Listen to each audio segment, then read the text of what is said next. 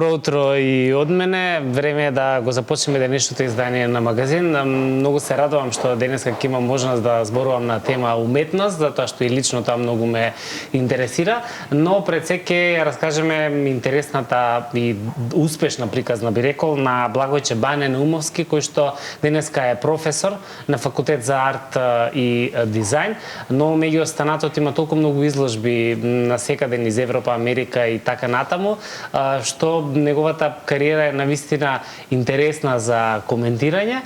Пред се е човек кој што потекнува од Кичево и покрај тоа што завршува гимназиско образование, вели уште од првиот детски цртеж во градинка знаев дека ќе бидам уметник. Каде е денес, како помина неговата изложба урбани трансформации, но што следно спрема за Њујорк, ќе ни раскаже во денешното издание на магазин. Добро утро и добро ми дојде. Добро утро, благодарам на поканата. Сега Благојче или Бане, како да се обраќам? Како те викаат? Повеќето ме знаат како Бане. Како Бане. Значи, тебе чудно од малечок не се ни сеќавам кој ми го даде тоа име, бидејќи за Благојче најчесто оди Баџе, некои такви кратки прекари, но за мене ме знаат како Бане, од која паметам за себе. Така. Добро, тогаш ќе се обраќаме со Бане, за да биде тоа најсигурно. Бане, како си? Добар ли си? Одлично, благодарам. Вие? Супер сме, еве, да работно како и секогаш. Денеска ќе имаме нешто по различно, ќе зборуваме за уметноста. Кажи ми, интересна е твојата приказна, ама пред да ја раскажеме како се одвиваат сите работи во твојата кариера, нешто што е најтазе се урбани трансформации на изложба која што заврши пред некој ден буквално. Како поминам? Велиш дека ова ми е еден од пиковите во кариерата и со време и со... Да, ова беше една сериозна изложба, сериозен проект кој што го работам веќе една година. Урбани трансформации, еден омаж кон бруталистичката архитектура како инспирација што ми беше за овај проект. Не сакам да ја критикувам брутализмот, туку напротив го негувам она наследство што ни е оставено нас во оваа држава како нешто импозантно. Така што помина доста добро, очекувано, голема публика, многу посетеност и после изложбата, навистина сериозен проект. Јас сум презадоволен од се и од целиот процес на создавање на самата изложба од како почнав па се до сега. Така, велиш дека архитектите многу реагира овај пат? Бидејќи е многу архитектонска така изложба, инспирирана баш како што ви кажав од бруталистичката архитектура, каде што се бавам со деконструкција на тие елементи и форми, но во една геометриска абстракција ги преточувам и доста веќе имам и од архитектонското друштво на Македонија пред некој ден ми напиша порака дали може да направат една објава во врска со самата изложба, што навистина тоа многу мене ми значи. Дали ако Бане не беше уметник, ќе беше архитект? Па јас тоа се прашувам во последно, затоа што во последните мои дела, последните проекти кои што ги негувам, каде што ја поврзувам доста геометријата, таа нацртна геометрија, тие проектантски, да кажам, елементи во моето сликарство и во моето творештво, би рекол би бил доста добар архитект, но никогаш не се знае. Јас како што ви кажав и на почетокот пред да започне емисијата, дека уште од почетокот, од најраното мое детство, јас знаев дека ќе бидам уметник и сакав тоа да бидам. Значи не би го менувал за ништо. Кога сите во градинка, како што ви кажав, кажува јас ќе бидам полицаец, јас ќе бидам авијатичар, ова, она, јас ќе си бидам уметник. И точно знам и за првиот цртеж. Што нацрта? Формула. Да. Се го паметам, низ магла, но се сеќавам, формула беше, па после преминав на некои стрипски цртежи, од цртани филмови, потоа негли како деца сите си имавме своји херои, Бетмен, Супермен и така натаму, и така сето тоа се движеше се до средно во гимназијата Мирко Милевски, каде што посериозно настапив во однос на уметноста во ликовен клуб со мојот професор, па после на факултет и се другото историја. Баш историја, ама блиска историја би рекол, бидејќи си многу млад и ако толку многу имаш во позадина реализирани проекти, го забележа ли во средно училиште професорите твојот талент? Се издвојуваше реално? Се издвојував, по конкретно мојот професор, како што ви кажав, по ликовно образование и другите професори, по конкретно на професорка што ми е доста драга по математика, Изабела, јас воопшто, иако ја користам математиката во моите дела, тогаш воопшто не бев ни заинтересиран за математика, за физика и за тие науки, така да на секоја писмена задача јас всушност си цртав.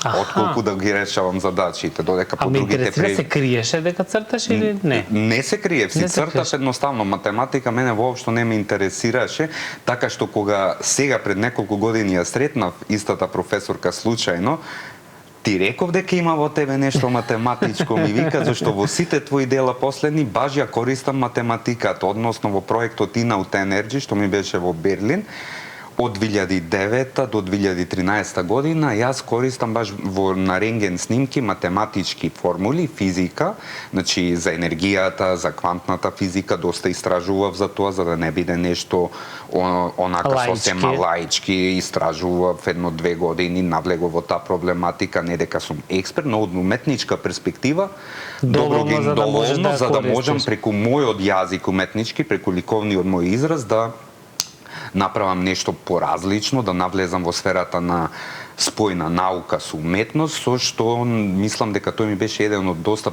успешните проекти, што и критиката во Берлин на мојата изложба беше дел од трите светски сајми во 2009 година. Ова е она на 23 години што вели дека... Да, после магистрирањето веднаш направив самостојна изложба во Прима центар Берлин, така што првата критика од германските критичари беше дека вие навлегувате во полето каде што нашите уметници се плашат да допрат, што ми беше доволен двигател за да продолжам понатаму и да се бавам со тоа, така што ете тука математиката ја користам, иако морам да се извинам сега на мојата професорка што се уште цртав на тие тестови, иако добив 5 на крајот во 4-та година, бидејќи како што и самата ми кажа, многу си талентиран и почитувам талентирани, но никако тој период не сум ја сакал математиката. Тоа значи дека таа ќе те видеше дека црташ, ама ти дозволуваше? Не, отпосле. На самата писмена, јас покрај тоа што решавав некои задачи, колку што можев, на самата писмена, за да се продолжи времето, да го искористам, си доцртувам нешто, да биде многу, да биде тестот подобар, подизајниран, да кажам така, покреативен, и не за тоа и се допаѓаше. Так. Не беше од тие професори кои ќе се налути зошто не ми го почитуваш предметот или нешто слично, туку баш беше од тие што те поддржуваат во тоа што го работиш. Браво, тоа се оние вистински педагози. Да, вистински педагози. Нели бидејќи свесни сме, не знам како е денес, меѓутоа во наше време, свесни сме дека имаше професори. Друг би те укорил за тоа, би се налутил. Ќе се лутат зошто за неговиот предмет. И сосема и правилно и да се налути, бидејќи на некој случај ти му го деградираш предметот, но јас бев во тие години тогаш тинејџерски ребел што се викат, каде што уметноста и сега ден денеска ми е пред се. Јас на тоа и се ослонав. Иако по сите други предмети бев одличен, но некако со таа математика си го немавме баш добро. Сигурно денеска професорката е многу среќна. Се сретнавме пред некој време и ми го кажа баш тоа. Ти реков дека ти имаш нешто математичко во тебе. Но и викам, ама геометрија користам. Сепак е математика. Точно. Така си е. Важно е на кој начин ќе се применуваат работите, нели? Браво за ова професорка. Вакви педагози не требаат. Мислам дека ако би имале многу повеќе професорите од старата школа кои што држаа до себе.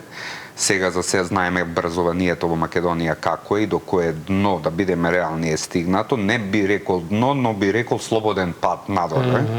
Така што многу треба да се работи на тоа, не само во високото образование, во средното, туку да се започне од предшколска возраст, каде што се обликува детето. Тука е најважниот елемент. Понатаму се превземаат, додека тука не го обликуваат онака како што треба, педагошки, методолошки, тогаш не може на факултет кога ќе дојдат студентите, ние тек тогаш да ги обликуваме во подобри личности, бидејќи покрај професионалноста мораме да гледаме и на емпатијата, на етиката, на се она што го прави еден човек. Така, интересно е во целата твоја приказна, денеска си ти и професор, си ја фатило на генерација на вистински педагози во училиштето. И твојот татко е бил професор исто по македонски јазик, значи некако ти се надоврзува од дете до денес. Тоа е еден вид на генерацијска, како да кажам, генерацијско наследство.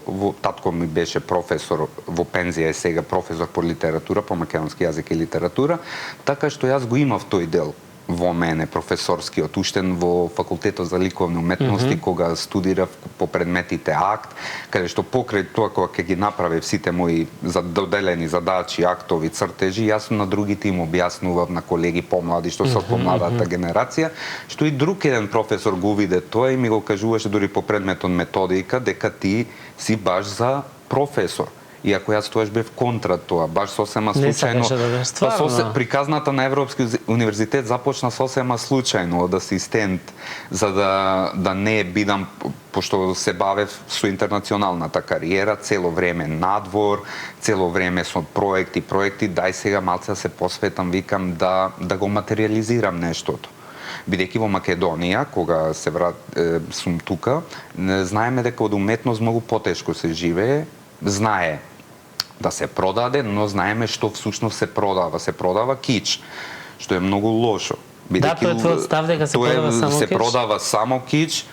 Тоа е став не само мој, на мои колеги сме разговарали, константно дебатираме околу тоа и се уште се продава кич, што е многу интересно за разлика од другите земји, говорам во Европа, па и во Америка, во светот, каде што се обичниот човек, па и средната класа знаат што е уметност, имаат визуелна комуникација, тоа што го имаме како предмет на нашиот факултет, визуелни комуникации, знаат да гледаат, знаат да препознаат што е добро, што е лошо, а не, малце ке карикирам, сакам слика да ми оди со рафтовите од библиотеката и со кориците од библиотеката да ми одговара. Тоа е многу банално за мене. Мислиш дека уште не сме стигнати на Не сме стигнати, има некое подобрување, имаме голема публика во Скопје поготово, посетеност на изложби, гледам посетеност на театри, на концерти, на Тоа се е распродадено, мислам, обично ќе речам немаме. Значи, премногу е добро, но немаме почит кон тоа, има голема разлика. Друго е само да појдеш за да бидеш виден. Да, кога спомена кич, сакав да те прашам на што мислиш кич, ама веројатно го објасни со Па кичот и во начинот на живот, кич во начинот на тоа што го купуваат, во однос на сликите, знаеме, повеќе сакат да купат кинеска слика од 1000 денари, од 500 тему, сега веќе ги има и на тему и тие работи, како што знаеме, така што тоа е нешто сладко што јас го викам, најдобро можам да го објаснам со тоа сладко терминот, што за мене тоа е деградирање на она што уметноста денес, но секој мора да заработува, да бидеме реални. Секој е прашање на вкус. Во уметноста мораме тоа да го разграничиме. Дали уметноста стана бизнис? Дали од секогаш била бизнис уметноста? Дали денеска така се перцепира? Колку ги вреднуваме тие работи? И морам да те прашам за личен, ама најискрен твој став за тоа колку според тебе треба да се комерцијализира еден уметник? Дали комерцијализацијата придонесува за продажба? Да. Комерцијализирата најмногу придонесува за продажба. Уметникот може да се комерцијализира според мене, но да биде до одреден степен. Правиш уметност за уметност, што е твој став, твој стил, и уметност за пари, што но и самата твоја уметност може да се продаде, нели? Но во Македонија така не одат работите како што надвор во светот, каде што те поддржува галерија пред се, те поддржува агент позади тебе, менаџер така кажано, и твоја работа е само да создаваш. Тие се бават со организација на изложби, со барање на клиенти, а ние сме овде автоменаџери. Ти треба да се купиш бои, да договориш. Не само автоменаџирање, почнувајќи од материјали, концептот тоа си е наше, се разбира, до реализација на самата изложба, one man show. Дали си од оние профили на академски сликари кои што се лутат на самоуките, на креативците? Не знам дали си го слушнал тој став. Да ви кажам, Вангел Наумовски. Тој е еден познат уметник кој што е починат и е доста светски познат. Тој бил наивец, односно не го примине во средното уметничко училиште, мислејќи дека биле неталентиран. Сега негови дела има во најпознатите светски галерии, почнувајќи од Њујорк па натаму. За него Салвадор Дали кажувал на негова изложба, ова е најдобриот надреалист, се разбира после мене. Во негов стил. Така што тој бил наивец, така кажано, самоук, ама фантастичен сликар, нема врска денеска школо, па и порано тоа што го кажувам јас, дали имате вие, дали сте академски школувани, се гледа квалитетот, дали тој созрел како автор, како сликар, како уметник пред се. Така, веројатно се свесен дека има доста од академските сликари кои што јас ги поддржувам, секој мора да работи. Против другите, тоа сакав да кажам. Секогаш кај уметниците доста егото работи, егото ми го зедовте зборот, егото е во прва слика пристав. Зошто толку его во едно поле каде што како што кажал Гоце Делчев, нели, за културно разбирање меѓу народите. Баш тука нема културно разбирање. Баш во тоа тоа е нешто каде што би требало најмногу да има. Тоа е голем парадокс, баш во тоа поле каде што уметникот треба да е најмиролюбив, отворен човек, се користат големи сопки, големи љубомори, баш народски кажано суети, што мене од секогаш ми сметало, јас сум против тоа, ги поддржувам сите автори, одам на сите изложби, не сум селективен, поддржувам секаков тип на уметност, но пак ќе кажам на крај на работите, пак е прашање на вкус, дали тоа видете, има две работи. Не значи дека ти се допаѓа. Не, две компоненти во уметноста. Да уметноста е пред се провокација. Така. Ако има позитивна и негативна провокација, односно позитивно и негативно дразнење, значи е успеано. Појдете покрај некое дело, имате позитивно дразнење, се воодушевувате, одлично. Поминете покрај некое дело, имате негативно дразнење, повторно е одлично. Лошо е ако е seедно. Тогаш ништо не сте направили. Тогаш има проблем или кај реципиентот, или кај авторот. Интересно. Кој оди на изложби кај нас? Дали одам многу доста, гледам публика млада. Затворен круг на... Не. Отворени сме за тоа, веројатно. Гледам во градовите како Куманово, Битола, па и мојот роден град сега малце има застој во Кичево во тој дел, но порано додека бев таму, културата беше на високо ниво. Не знам што се случи со градот на вистина. Кичево оној настан, како беше... ликовна академија или... Не, имаше ликовна колонија. 20 години кнежинска ликовна колонија, светска, интернационална, која што имаше доста добри автори. Баш од основна школа одов таму и учев од нив. И тоа сега веќе? Повеќе не постои, приватизирана беше еден период, бидејќи повеќе не сум ни во Кичево и сега веќе не постои та. Но во другите градови, гледам Битола, Охрид, Скопје, Кавадарци, каде што сум, на вистина има сериозна публика. Не говориме публика како што би рекле на некои места во Скопје што се случува само да бидат видени, да направат селфи, да видат дека биле на некоја изложба и така натаму. Овде одат во групи сериозно средени со баш онака како што доликува со дрес-код, би рекол, што не е потребен баш денеска во денешно време, но се доста сериозни во тој дел и тоа ме радува. Да, ова ме радува што го слушам, да бидам искрен. Во Куманово, во Кавадарци сум видел сериозна публика која што сака уметност и разговара со уметниците. Секој посетител разговара, се заинтересира за секое дело. Значи не само да дојдат да поседат тука, да земат од коктелот и да си заминат, остануваат, разговараат, дебатираат. Тоа е многу интересно и многу тоа е напредно. Така, дали сите кои што прават изложби го прават тоа за да ги споделат делата или за, како што речете, да се сликаат и да споделат на Инстаграм и Фејсбук? Каков е твојот впечаток? Мислите од автори? Да. Па сите ги прават за да ја прикажат својата уметност пред публиката. Пред се уметникот ја прави својата уметност за себе, па после за публиката, бидејќи ако не ја направиш за себе, тогаш не го даваш тој дел на публиката што е твој да го види. Има ретки автори кои што се многу интимни, сака да ја зачуваат. Уметноста мора да биде споделена, затоа е уметноста е најубавото нешто на светот. Говорам од ликовна, визуелни уметности, музичка, драмска, таа мора да се споделува за другите луѓе го видат тоа, да ја почувствуваат твојата енергија, твојот став, твојот револт, се што си пренел преку твојата уметност или некоја друга експресија, и тоа тие да го имаат во себе, па да продолжат понатаму. Доволно е да допреш на 20, на 10 души, кои што понатаму ќе, например, јас ќе појдам на изложба на помлади автори. Многу ме инспирираат, има добра генерација кои што децава, ќе кажам баш онака со жаргон, газат. Браво. И баш тие изложби ги споделувам, ме инспирираат и јас си викам, ова ме инспирира, сега јас ќе седнам и ќе направам нешто друго, нешто подруго, поинакво, а не да одиме со негативни коментари.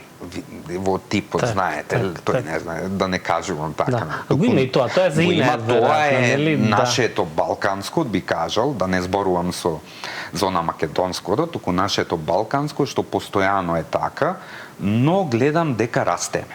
Во тој дел растеме, дека се почитуваме повеќе и повеќе по новиве генерации како уметници, тоа по младиве, што е голем интересно, по младите ги почитуваат по старите генерации од уметници. Генерално се многу отворени во многу погледи. Треба да се отворени, тоа е многу битно. Ако си затворен, има автори кои што се затворени во еден вакуум.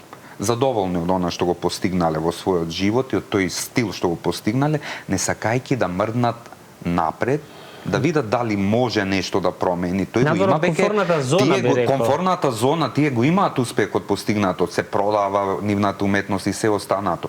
Но зошто не мрднеш малце чекор напред за да направиш нешто поразлично? Јас тоа го правам во секој мој проект. Може би сте виделе, нема проект кој што кај мене се повторува.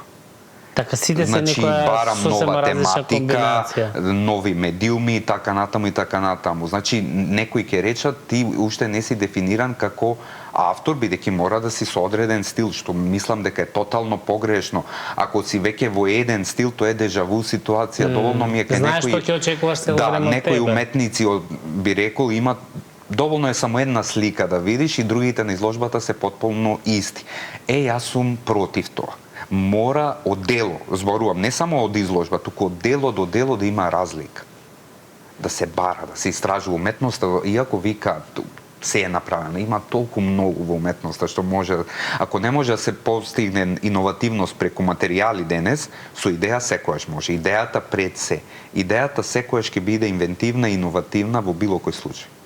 Тоа е интересно. Крајно е правец кој што бара експерименти.